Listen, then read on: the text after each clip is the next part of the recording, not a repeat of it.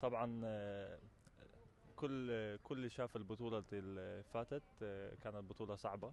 يعني ما فزنا بالسهل. هاي بطولة مهمة لنا نحن كمنتخب عراق وكلاعبين ككادر تدريبي. نحقق يعني أداء جيد، لأن عنا بشهر الأكتوبر كل واحد يعرف شنو عنا. مهمة كلش كبيرة، وهاي البطولة كلش مو سهلة. يعني منتخب تايلاندي مقارب على منتخب اندونيسي، وهاي يعني تجربة لنا هنا تكون جيدة.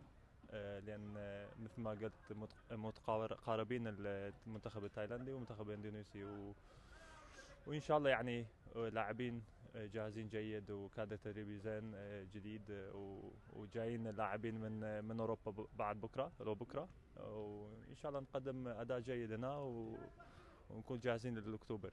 زميلك كيفن يعقوب ممكن هو قريب عليك، العودة إلى اللي راح تكون هنا وياك. طبعا كيفن يعني آه، فات بالمدة كلش صعبة، هاي سنتين تقريبا. أنا فرحان له راجع المنتخب، وإن شاء الله يتقدم أداء جيد ويثبت نفسه يعني. زين، بحكم انه انت تلعب هنا بالدوري التايلندي، شو راح تتعاملون مع الاجواء؟ الرطوبة راح تكون عالية.